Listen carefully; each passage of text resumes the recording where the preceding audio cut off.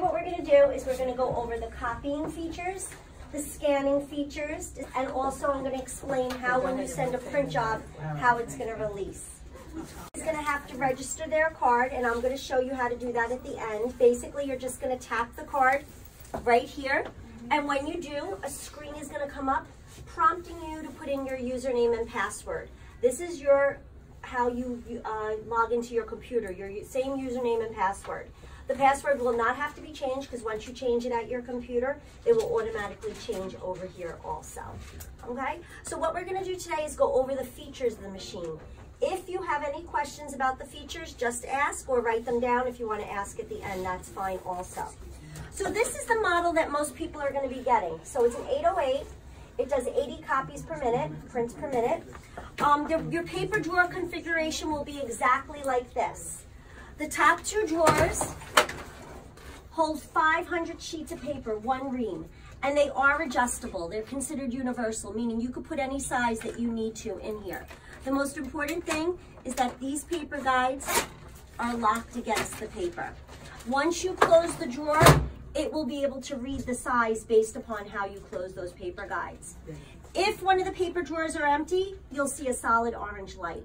So you see there's 8.5 by 11 in there in the landscape position. There's 11 by 17 here. And then you have two large capacity trays only for letter size. So these are not adjustable. Tray 3 holds 3 reams of paper and it needs to be under the top line. And tray 4 holds 2 reams of paper and it needs to be under this top line. When tray 3 is empty, it will automatically switch over to tray 3. If you had any other trays with 8.5 by 11 in the portrait position, this position, it will then switch over to that tray also. In addition to the paper trays, you also have a bypass tray on the side of the machine. It's another paper tray. It holds 150 sheets of paper. This is useful if you have to copy onto colored paper, a cover stock.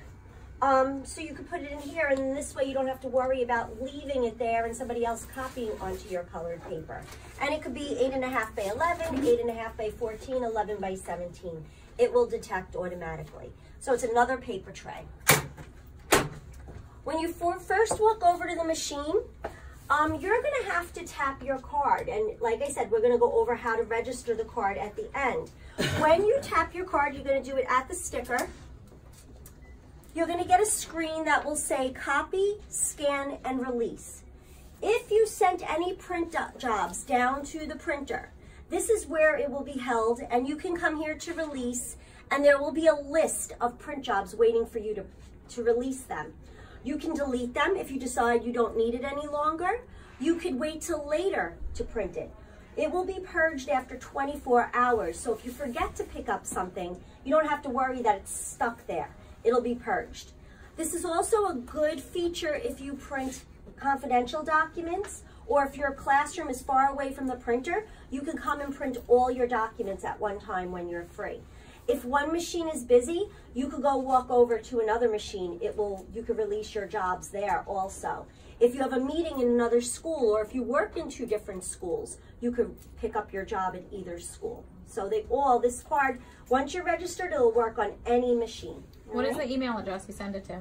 So the email address will be your work email address. It will not be any personal email address. So you send it to yourself? Exactly. So what's going to happen is, let me just go back to menu.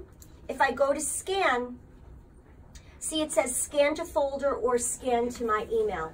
Better to send it to yourself and then forward it to somebody than to send it to somebody from the machine, because then it could go to their junk mail, or there's no paper trail of it.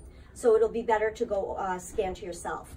And I'll explain that in a moment. We'll go back to that. Let me go back to menu. And there's your copy key. Now when you're in your copy, this is your copy screen right here. There's a little keypad on the screen, and your copier features are down at the bottom. The first option, by the way, this document feeder holds 300 originals. So you could stack up to 300 originals face up underneath this line. And the position of the paper on the glass is your upper left-hand corner. So letter would go this way, 8.5 by 14, 11 by 17 would go this way. Why do they have that sign there that if it holds 300, that's for you? Well, you have to, that's your school rules. I'm telling you right here, this is what the machine can do, but you have your own rules in the school of what you can do and what you can't do. If you copy small items, checks, notes, you can place them right in the middle. It will default to letter size paper, okay? If you put it up in the corner, it might say matching paper not found. So here are your copier functions down at the bottom.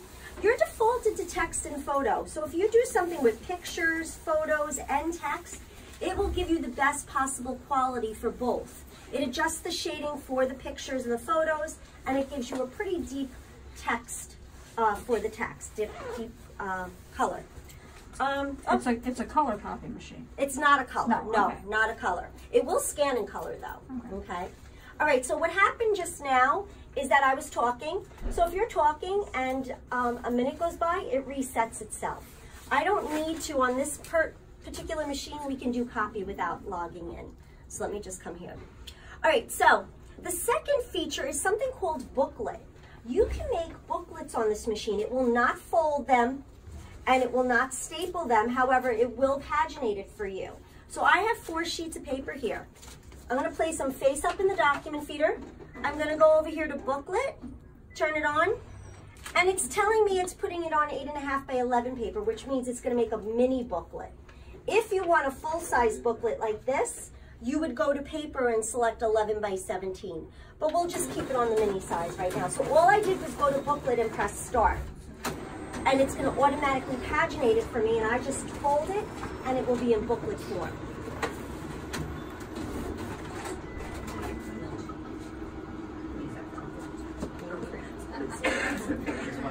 Yeah, thank you. Oh, that's cool. So see what it did? Yeah. That's I awesome. just folded, it took all 4 sheets, and it made, I just had to fold it, and it made a little mini booklets for me. Yeah. So that's automatic. You just put your papers in, turn the booklet on, and it will do it. And even if it's more than 4 sheets, it'll come out, you fold it, and it will be in order. Okay? So that's the booklet feature. Paper. So it says paper here. When I put paper in the document feeder, it will show me what paper tray it's going to. So it's showing me tray 3. I could always go into paper. Here's my trays 1 through 4. There's the bypass tray. I could always select another tray and override that auto feature if I needed to. Now that's important if you are copying from a book on the glass. Let's say this is my book, and I just want this page right here. So what I would do when I close it, it's going to go onto 11 by 17 paper. So automatically? Yep, because it reads it as 11 by 17. So I'm going to go into paper and select 8.5 by 11. You can make it smaller. It's not going to make it smaller because it's only going to copy only that gonna do one that one side. section. Yeah. Yes. So see what it did was it only copied this side. I'm not reducing it. I'm saying I only need this page, and then I could always like turn it this way, like this, to get the second page. Now, if I did want to reduce it down to like both pages down to 1 page, I could use something called Zoom, which is my reducing and enlarging. When I go to Zoom, down at the bottom are presets. So one of them is 11 by 17 to 8.5 by 11, or I could do 11 by 17 to 8.5 by 14, or I could do 8.5 by 14 to 8.5 by 11. So we'll do this one. Now, when you're reducing and enlarging, you could press start, or you could actually preview it on the screen. If you want to see what it looks like first, there's a preview key right here. You press it, press start, and it will show it to you on the screen. And that's what it would look like on 8.5 by 11 paper.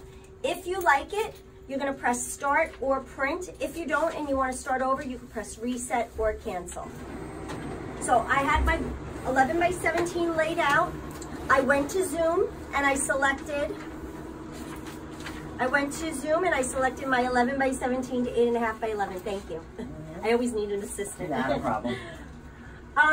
If you just want to change the percentage, you don't want to go from one paper size to another, you could come here to Zoom, tap where it says 100%, and you could put in any percentage that you want to, under down to 25%, up to 400%.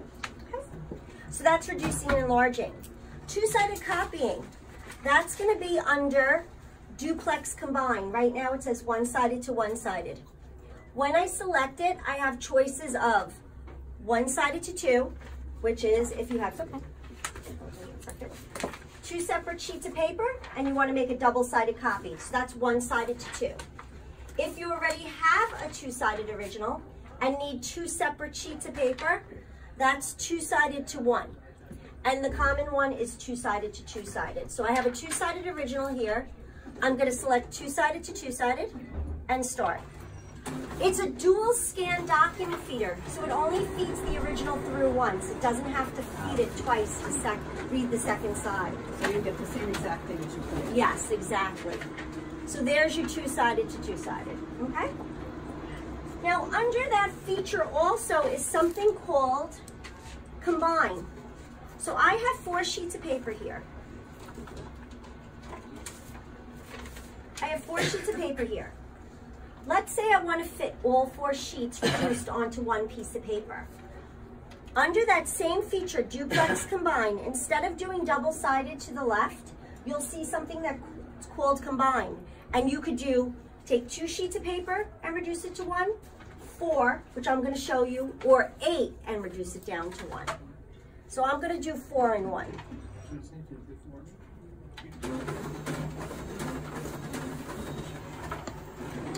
So it's taking all 4 sheets and fitting it onto one piece of paper. This is good for handouts, for filing purposes. Very cool. And there you go. Very cool. Okay? Okay, So so what that's did you one. get again? We went to duplex combine right Yes. there. And instead of doing double-sided, we did combine. But which one did you choose? I did 4. 4 in 1. Okay, 4 in 4 1. sheets, okay. Yep. 4 in 1. So you can go up to 8 sheets. You could do up to 8 sheets, yes. It's automatically set to offset. So, and that's how we're going to set up all the machines. So if you put in a document, more than 1 sheet of paper, and you put a quantity of more than 1, so let's say 3, it's automatically going to collate those sheets and separate them for you by offsetting. So there's nothing you have to do for that. Now, I'm just going to show you.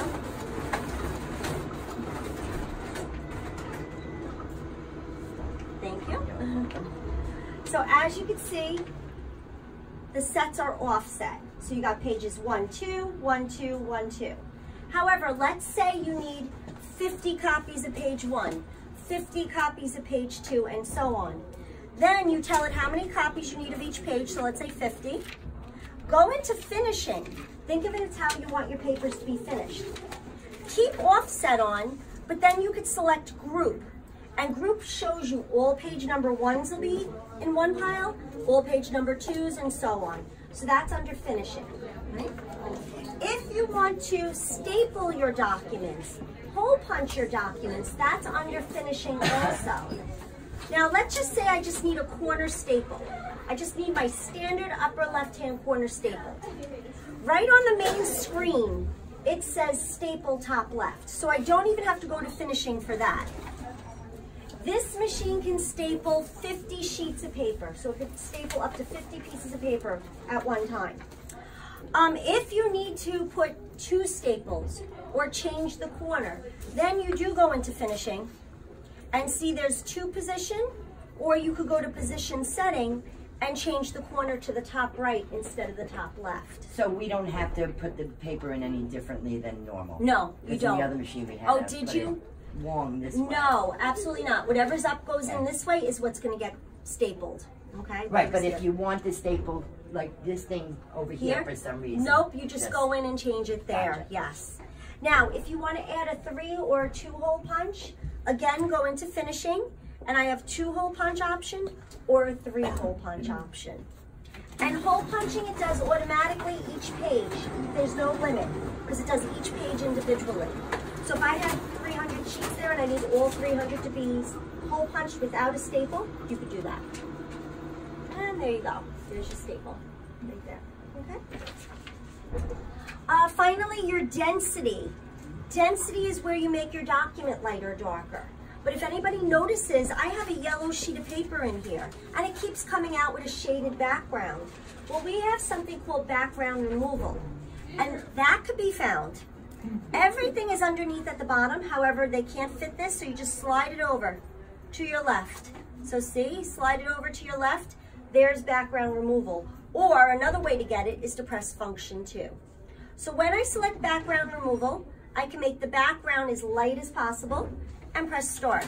And that will eliminate that shaded background. Now, if you're copying from the red paper, the purple paper, you're still gonna get some shade in the background.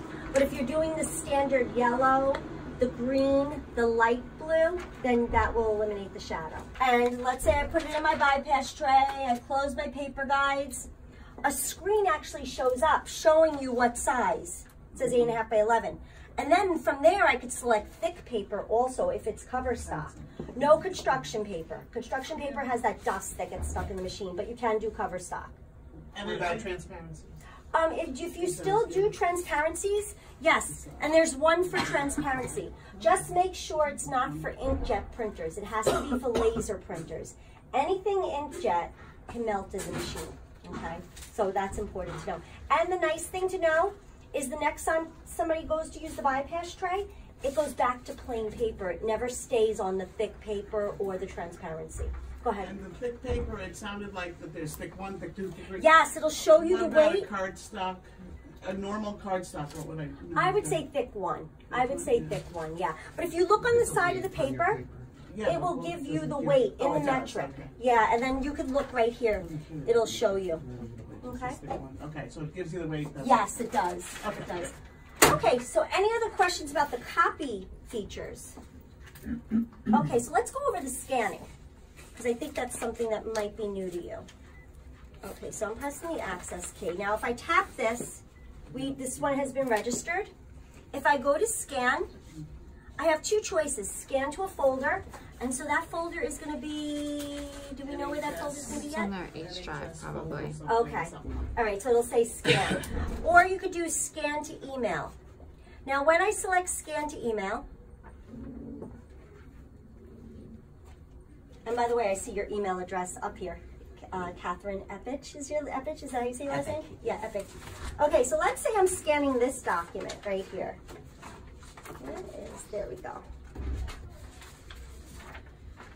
Okay, so if I'm scanning this document, it's 2-sided. There's some color. So it says right here, to Catherine, subject. Let me just say, you can change the subject. So I could clear the current subject, and we're going to put in test. Okay. And this is going to be the file name. So it says right here, color PDF, 1-sided letter portrait. I could go into change settings and I could say no, 2-sided. So if you're scanning 2-sided documents, you could tell it 2-sided. It's scanning portrait, but I could tell it landscape if I wanted to. Paper size I could change. You can also change it to JPEG or TIFF if you need to. All right, so the file type you could change. You could change the DPI, the resolution. And if you don't want to scan in color, you could put it on grayscale or black and white. Why would you do that? With scan to email, you have a file size limit. Every company does, every school does. So color takes up more space. So if it's a large document, you might want to put it on grayscale or black and white. I think with the folder though, you won't have that issue. I don't think there's a file size limit. So USB, I don't think we do either. No, exactly, yes. So yes, you still have the USB where you could scan to a USB also, yes. So I'm gonna press start. So you'll get this in your email. And you should get 6 pages because I said 2-sided, all right? All right, and now just press finish when you're finished. Press finish and start again. So that means you're not adding anything to it. So let's say you needed to add something from the glass. See, you would be able to do that after the first time you press start. You could add to that. So that's why you have to, when you're finished, you press finish and start. All right, and then again, we already spoke about the releasing of the print jobs. Once you print your job, once you've released your job, you can't go back to it. You would have to send it again so that it doesn't remember what you sent. Okay. How are we sending to the printers? There's going to be a generic Konica Minolta driver that you're going to have. Drop down. A drop down. In the drop down when you select a printer. And because it's going to any machine, like you can pull it from any machine, it's not a specific, it won't be like science department or you'll just select that one driver. Now, like I said, it will log you out after 1 minute. However, let's say you're finished you're done, you want to log yourself out, you press the access key. It's right here on the right hand of the panel. So I just press access and that logs you out. All right, I'm gonna go over paper jams with you. And is everybody have responsibility of adding toner and staples? Because then I'll go over that also. Okay, so whoever, and then we'll register everybody's card who's here. Okay, so when you have a paper jam, it's gonna beep at you, it's gonna show you where the paper jam is. Anything gray on the outside of the machine you can touch, so you can see this opens. Anything green on the inside you can touch, so this opens. Everybody will have this area. If it jams here and you open this up, make sure you close it at the green sticker. That's where the lock is. If you close it from the front, when you close this, it might fall down. If it jams coming out of the paper trays, it'll tell you to open this door over here and this one over here, and the paper will be right here. You have to pull it out gently, because if you rip any paper, you know that deal. If you get a jam while doing two-sided copies, it's going to ask you to open this side door. And if you look on the screen, it's showing you each one that I'm opening, and it will tell you how to clear that jam. Then this is the main area right here. This is where the hot area is. There is a wheel over here. It's a green wheel that you can feed your paper. But then also here to the right, this is the fuser. This is the really hot spot. All the way to the right of that is a wheel where you could feed the paper up or down, okay? So don't stick your fingers in that spot. That's really the only spot that is really hot. And make sure you push this to close it. From here, it has to go to the finisher. So you might get a little green arrow showing you that there's paper here. It's just on its way to the finisher, so it'll be right under there. And again, make sure you push that down. If it jams in the finisher, so the top opens, you'll get this little green arrow, and this door opens. It has a green lever. To get the paper out of here, you have to feed the paper up or down. This will feed the paper up or down right here. And then you just have one more area. So basically what's happening is, one I did not show you. One I did not show you. You might get a message that's stuck in tray 4. You open up tray 4 and pull out this green handle. That's how the paper gets from tray 3 up to the machine. So the paper path is across, up, and across, okay? Not too many places that it can get to where you can't get to it. Whoops. Thank you. In the finisher is where you empty the hole punches. So it's a blue handle. You just pull it out and empty it. It's called, it'll say empty the punch dust.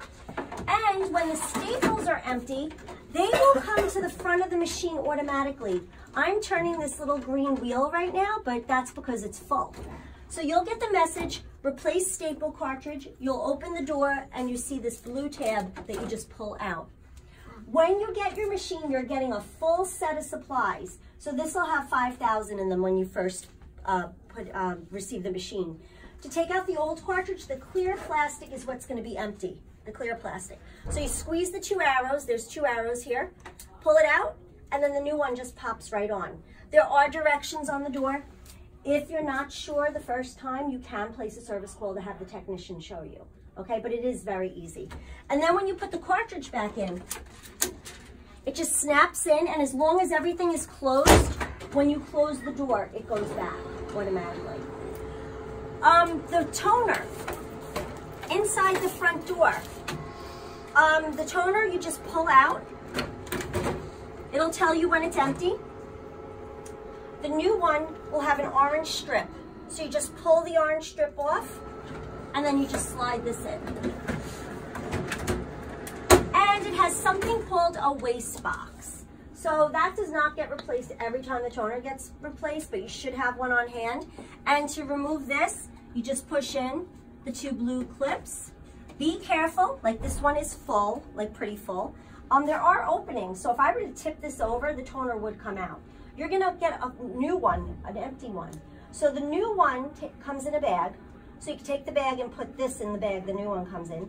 Take the new one, and all you do is hold these handles and align them with the 2 blue tabs and push in. And what do we do with the old one? Now that's a thing that the school is going to have to decide if they're going to recycle it. We can have boxes in each school where you can put all your old cartridges. even your desktop ones, you'd be able to put in that. So that's something that the school's going to decide, I imagine. Now, when you get your machines, there are going to be directions when you get it. Order supplies right away. You are getting a full set of supplies with each machine, but they go in the machine. So just always have these supplies on hand. And all you have to do is call this 800 number and give the ID number that you're going to have on your machine. Each one is going to have one of these stickers. This is also your service number. So if you're experiencing poor copy quality, consistent jamming, and you check the paper already and you know it's not the paper, place a service call. So that 800 number. Anything, a service code, place a service call. The main power, I always forget to show everybody this. Inside the front door, here to the right, that stays on all the time. So you might see power here, but that's just your sub power, all right? You could force it to go to sleep by touching that one. The machine will go to sleep automatically in 1 hour if you don't use the machine, and then you just tap any key to wake it up. The only time you would turn this off is if it tells you to turn the main power off and on. If you get a malfunction code that you can't clear, or it freezes, then turn it off and on from there. Card, and all you have to do is once tap it at this. See the sticker right here? You're going to tap that. I'm trying to look at your phone like this. And then this screen, it's going to ask you if you want to register your card. You're going to say yes, and now put in your username and password, and that is case sensitive.